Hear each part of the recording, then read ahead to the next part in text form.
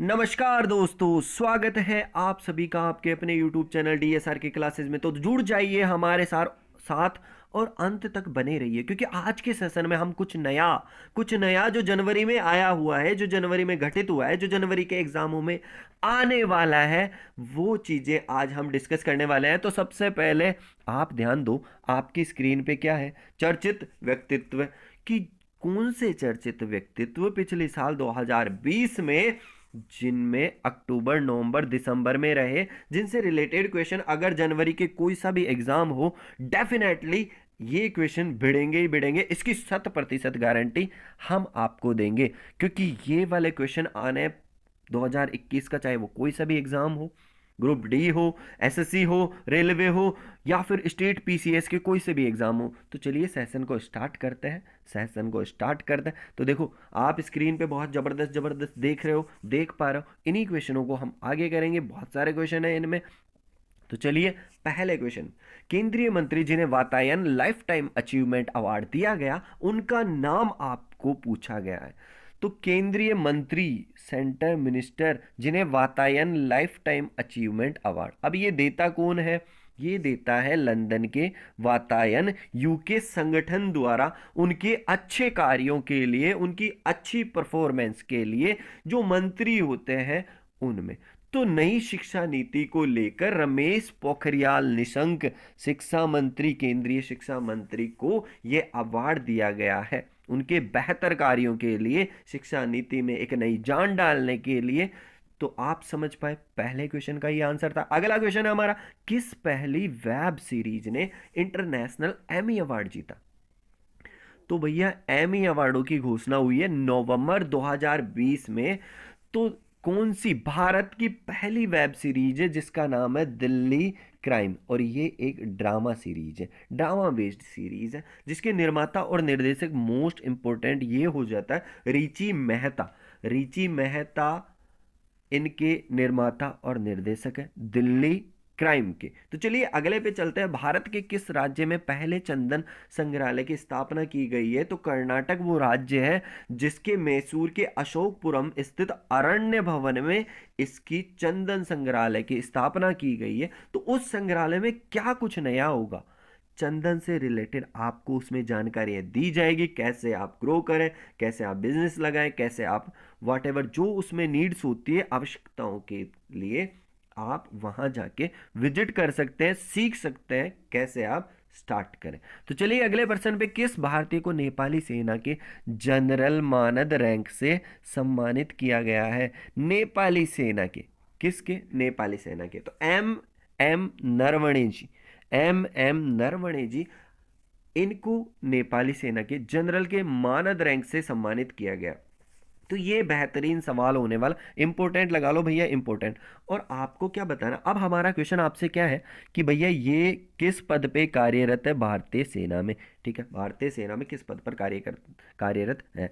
नीचे लिखा हुआ है सब्सक्राइब माय चैनल और प्रेस द घंटा आइकन, बेल आइकन को जरूर प्रेस करें, ताकि आने वाले सारे के सारे नोटिफिकेशन आप तक पहुंच पाए। तो चलिए अगले क्वेश्चन पे चलते हैं। अक्टूबर 2020 को किस सत्र 2020-21 के लिए इंडियन बैंक्स एसोसिएशन, भारतीय बैंक एसोसिएशन का अध्यक्ष किसे चुना गया?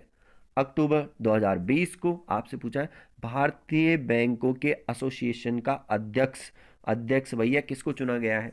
तो राजकिरण राय वे व्यक्तित्व है। ये वर्तमान में बैंक ऑफ इंडिया के प्रबंध निदेशक एवं सह सीईओ है। तो ये भी आपको साथ के साथ ध्यान में रखना पड़ेगा।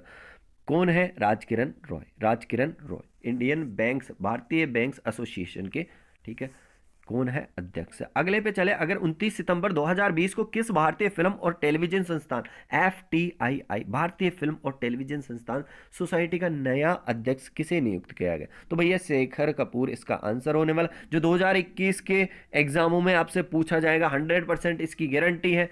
करंट से रिलेटेड क्वेश्चन बहुत पूछे जाते हैं। जैसे अगर एनटीपीसी में 12 से 13 15 तक क्वेश्चन पूछे जा रहे हैं। अगला क्वेश्चन है, अक्टूबर 2020 में भारतीय रिजर्व बैंक का नया डिप्टी गवर्नर किसे नियुक्त किया गया है?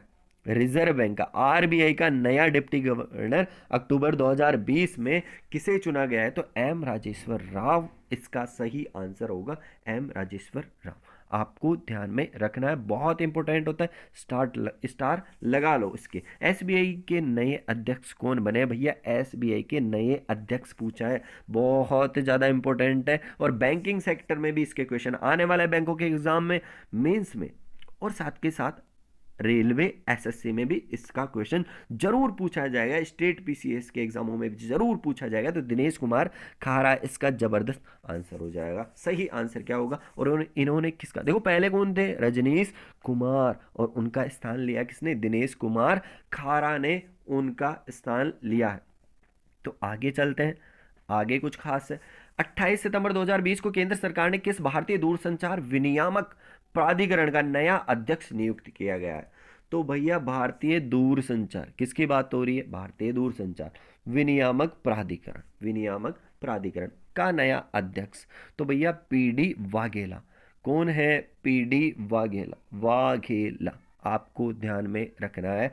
किनका स्थान लिया? आर एस शर्मा की जगह इनको नियुक्त किया गया है, पीडी वाघेला को, केंद्र सरकार के भारतीय दूरसंचार विनियामक प्राधिकरण। अगला क्वेश्चन है, फोर्ब्स द्वारा जारी शीर्ष 100 अमीर भारतीयों की सूची में लगातार 13वें साल भी भैया शीर्ष स्थान पर है हमारे जियो देने वाले मुकेश अंबानी जी, मुकेश अंबानी जी। तो ठीक है, ये तो सिंपल था, आपको याद रह जाएगा, तुरंत क्लिक कर जाएगा अगर आपने एक बार भी पढ़ा हो।